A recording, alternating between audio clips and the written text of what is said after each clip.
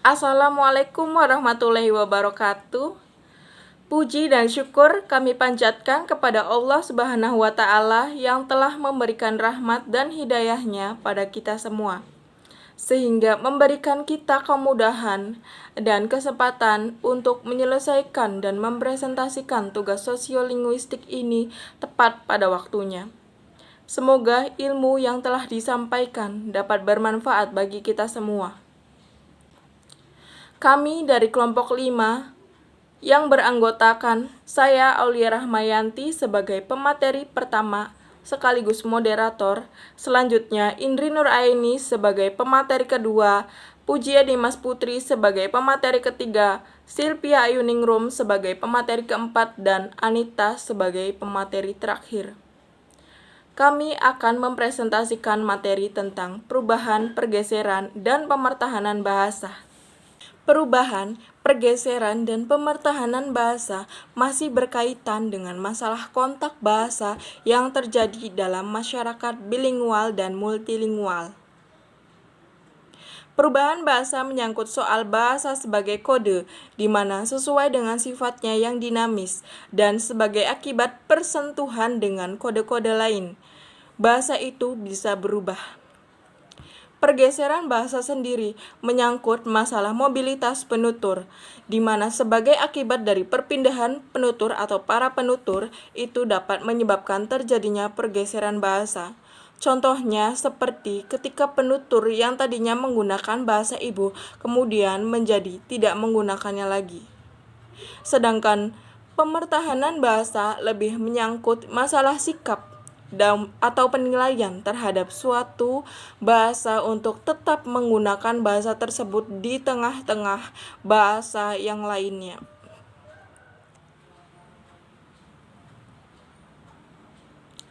Perubahan bahasa atau language change adalah proses perubahan yang terjadi dalam elemen kebahasaan yang seiring berjalannya waktu. Perubahan bahasa merupakan subdisiplin ilmu dari linguistik kooperatif. Ilmu ini berbicara mengenai proses perkembangan bahasa dari awal mula keberadaannya hingga kondisi saat ini, serta mekanisme yang terlibat di dalamnya. Sifat dari pengkajian perubahan bahasa adalah bergerak dari masa lampau ke masa yang sekarang. Menurut Pujo Sudarmo, dalam bukunya yang terbit pada 2009, proses perubahan bahasa itu bermacam-macam yang bisa diidentifikasikan, yakni terdapat dua macam.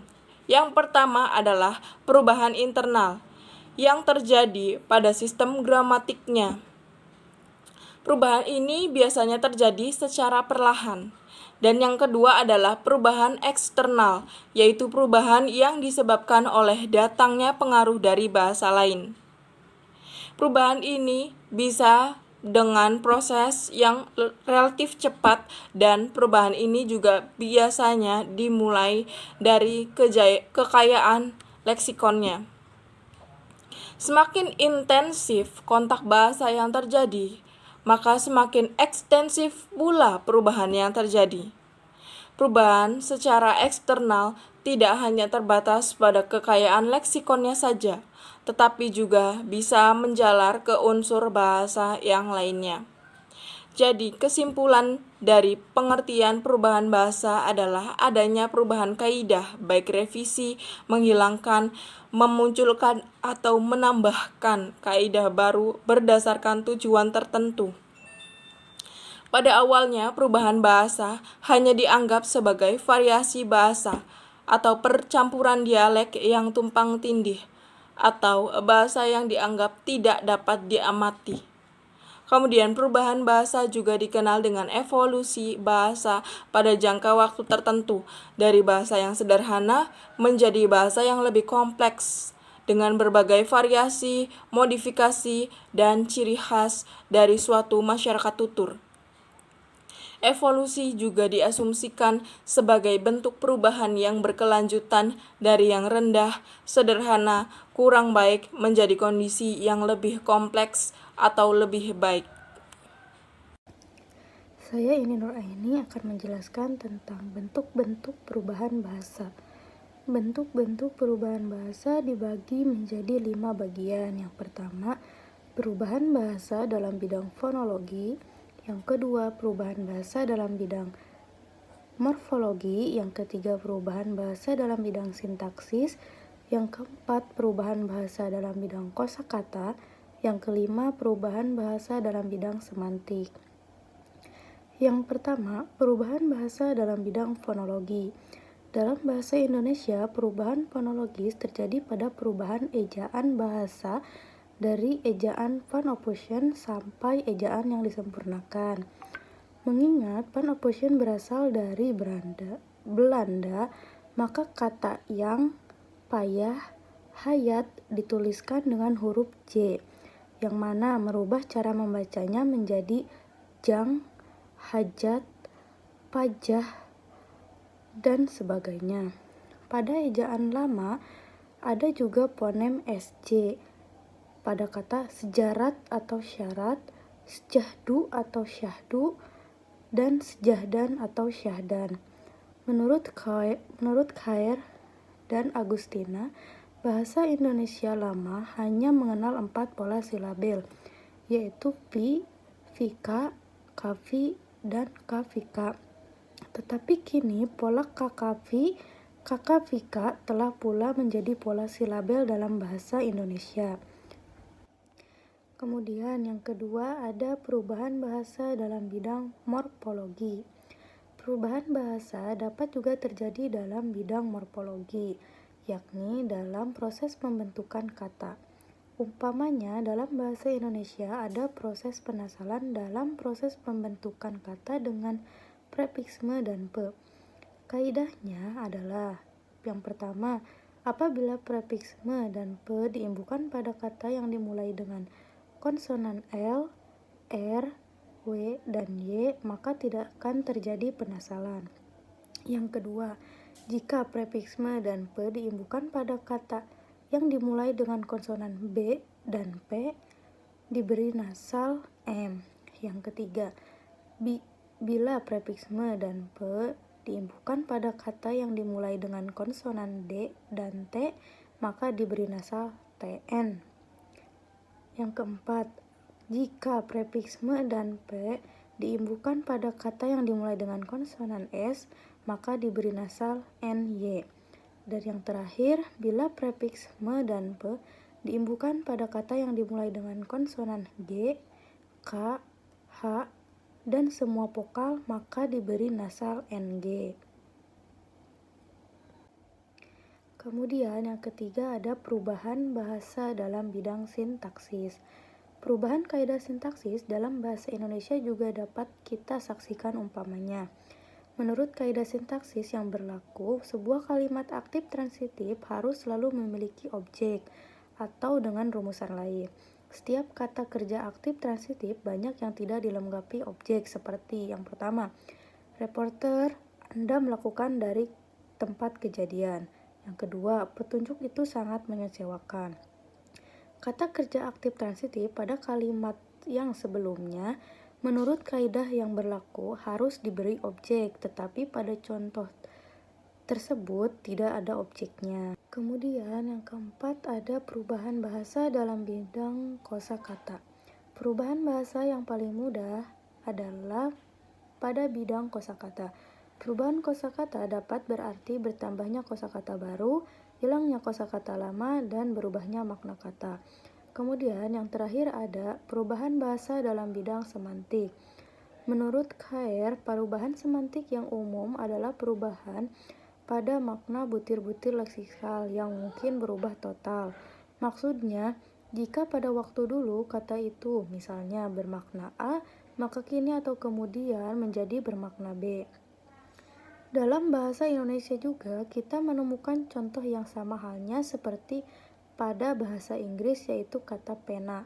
Dulu bermakna bulu atau bulu angsa, tetapi kini berarti alat tulis bertinta. Kemudian ceramah dulu bermakna cerewet, banyak cakap, tetapi kini bermakna uraian mengenai satu bidang ilmu. Dan yang terakhir, kata seni dulu berarti air kencing, tetapi kini memiliki arti arti yang bernilai halus. Kemudian yang keempat ada perubahan bahasa dalam bidang kosakata. Perubahan bahasa yang paling mudah adalah pada bidang kosakata. Perubahan kosakata dapat berarti bertambahnya kosakata baru, hilangnya kosakata lama, dan berubahnya makna kata. Kemudian yang terakhir ada perubahan bahasa dalam bidang semantik.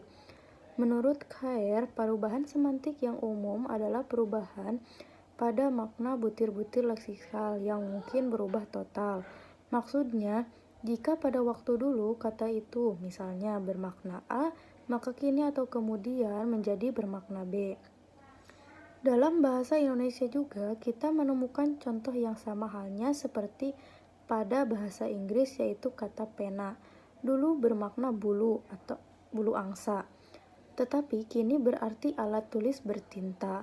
Kemudian ceramah dulu bermakna cerewet, banyak cakap, tetapi kini bermakna uraian mengenai satu bidang ilmu. Dan yang terakhir, kata seni dulu berarti air kencing, tetapi kini memiliki arti yang bernilai halus. Selanjutnya saya akan menjelaskan tentang pengertian pergeseran bahasa. Pergeseran bahasa menyangkut persoalan penggunaan bahasa oleh seorang penutur atau sekelompok penutur yang bisa terjadi sebagai akibat perpindahan dari satu masyarakat tutur ke masyarakat tutur lain menurut Khair pada tahun 2014. Jika seseorang atau sekelompok orang penutur pindah ke tempat yang menggunakan bahasa lain dan bercampur dengan mereka, maka akan terjadilah pergeseran bahasa. Pendatang baru atau kelompok pendatang ini untuk keperluan komunikasi mau tidak mau harus menyesuaikan diri dengan menanggalkan bahasanya sendiri lalu menggunakan bahasa penduduk setempat. Pergeseran bahasa biasanya terjadi di negara, daerah, atau wilayah yang memberikan harapan untuk kehidupan sosial ekonomi yang lebih baik, sehingga mengundang imigran atau transmigran untuk mendatanginya. Saya Pujia Dimas Putri. Di sini saya akan menjelaskan tentang faktor pendorong pergeseran bahasa. Faktor pendorong pergeseran bahasa itu ada 4. Yang pertama, kedewibahasaan masyarakat. Kedewibahasaan masyarakat itu bukanlah satu-satunya kondisi bagi pergeseran. Hampir semua kasus bahasa terjadi melalui alih generasi. Yang kedua ada migrasi atau perpindahan penduduk. Migrasi merupakan salah satu faktor yang mungkin dapat menyebabkan pergeseran bahasa. Faktor ini terjadi 2 kemungkinan. A. Kelompok kecil bermigrasi ke daerah atau ke negara yang menyebabkan bahasa mereka tidak berfungsi di daerah atau negara tersebut. Misalnya terjadi pada kelompok migrasi berbagai etnis di Amerika Serikat. B. Gelombang besar penutur bahasa bermigrasi ke sebuah wilayah kecil dengan sedikit penduduk, itu menyebabkan penduduk setempat terpecah dan bahasanya tergeser. Misalnya di Inggris, ketika industri mereka berkembang, beberapa bahasa kecil tergeser oleh Inggris yang dibawa oleh para industri ke tempat kecil itu. Faktor pendorong pergeseran bahasa yang ketiga ada perkembangan ekonomi. Kemajuan ekonomi kadang-kadang mengangkat posisi sebuah bahasa menjadi bahasa yang mempunyai nilai ekonomi tinggi. Contohnya bahasa Inggris. Bahasa Inggris itu menjadi minat banyak orang untuk menguasainya. Dan faktor pendorong pergeseran bahasa yang keempat ada pendidikan. Sekolah sering juga dituding sebagai faktor penyebab bergesernya bahasa ibu murid karena sekolah biasa mengajarkan bahasa asing kepada anak-anak. Perkenalkan, nama saya Silpeningrum akan menjelaskan tentang pengertian pemertahanan bahasa. Secara umum, pemertahanan bahasa didefinisikan sebagai keputusan untuk tetap melanjutkan penggunaan bahasa secara kolektif oleh sebuah komunitas yang telah menggunakan bahasa tersebut sebelumnya. Pasal 1984 lebih lanjut juga menyatakan bahwa pemertahanan bahasa ini merupakan kebalikan atau sisi yang berlainan dari pergeseran bahasa, yaitu di mana sebuah komunitas memutuskan untuk mengganti bahasa yang telah digunakan atau memilih bahasa lain sebagai ganti bahasa yang telah digunakannya. Nama saya Anita. Di sini saya akan menjelaskan tentang faktor-faktor strategis pemertahanan bahasa. Bergeser atau bertahannya suatu bahasa pada kelompok minoritas ataupun pada kelompok imigran transmigrasi dapat disebabkan oleh banyak faktor. Hasil-hasil dari peneliti terdahulu itu menunjukkan bahwa faktor industrialisasi dan urbanisasi atau transmigrasi merupakan faktor-faktor utama yang dapat bertahan atau tidaknya suatu bahasa. Nah, dalam bukunya Fishman tahun 1972 menyebutkan bahwa salah satu faktor penting mempertahankan sebuah bahasa itu adanya loyalitas masyarakat pendukungnya. Nah, dengan loyalitas itu, pendukung suatu bahasa akan tetap mewariskan bahasanya dari generasi ke generasi lain. Nah, dapat disimpulkan juga ada 3 faktor dalam pemertahanan bahasa. Antara lain, yang pertama yaitu faktor prestis dan loyalitas. Nah, orang itu akan sangat bangga dengan budayanya termasuk dengan bahasanya yang mereka gunakan. Artinya, nilai prestis dari language choice seseorang yang menggunakan bahasa daerah mereka yang di tengah-tengah komunitas yang heterogen lebih tinggi tingkatannya dengan bahasa daerah lain, yang heterogen lebih tinggi tingkatannya dengan bahasa lain itu, situasi yang demikian itu menurut Dressler tahun 1984 dalam bukunya ya, merupakan langkah awal dari penghilangan atau pemusnahan sebuah bahasa. Nah, dia juga menambahkan pada saat sebuah bahasa daerah kehilangan prestisnya dan kurang digunakan dalam fungsi-fungsi sosial, maka ia menyebutkan keadaan ini sebagai sebuah evaluasi sosio-psikologis negative psychological evaluation dari sebuah bahasa. Nah, pada kondisi ini, penutur asli sebuah bahasa daerah bisa dengan rela mengubah bahasanya ke bahasa daerah lain, yang satu ke daerah yang lain yang lebih prestisius. Nah, kondisi yang paling dominan adalah di ranah keagamaan. Seperti acara-acara keagamaan itu ritual-ritual pada acara kematian, kelahiran anak, dan sebagainya. Nah, kekhawatiran ini diantisipasi oleh pemerintah daerah dengan program kembali ke bahasa ibu. Nah, program ini tidak hanya bersifat seremonial belaka, namun lebih dimanifestasikan lagi pengembangannya di lembaga pendidikan dasar. Faktor yang kedua yaitu faktor migrasi dan konsentrasi wilayah. Migrasi sebenarnya salah satu faktor yang membawa pada sebuah pergeseran bahasa. Hal ini sama saja dikemukakan oleh Fasold dalam bukunya tahun 1984 bahwa bila sejumlah orang dari sebuah penutur bahasa bermigrasi ke suatu daerah dan jumlahnya itu dari masa ke masa bertambah sehingga melebihi jumlah populasi penduduk asli daerah tersebut, maka daerah itu akan tercipta sebuah lingkungan yang cocok untuk pergeseran bahasa. Pola konsentrasi wilayah inilah yang menurut Sumarsono dalam bukunya itu tahun 1990 halaman 27 disebutkan sebagai salah satu faktor yang dapat mendukung kelestarian sebuah bahasa. Faktor yang ketiga yaitu faktor media publikasi media massa.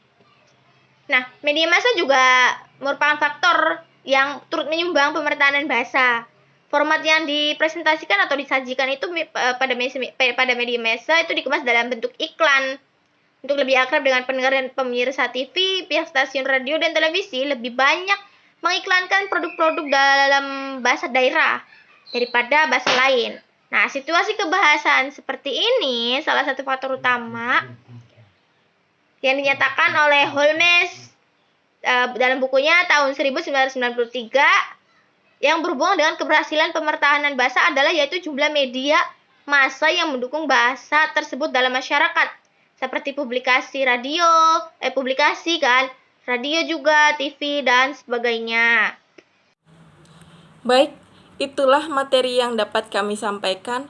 Kurang dan lebihnya mohon maaf. Semoga apa yang telah kami sampaikan dapat bermanfaat bagi kita semua. Terima kasih atas perhatiannya. Wassalamualaikum warahmatullahi wabarakatuh.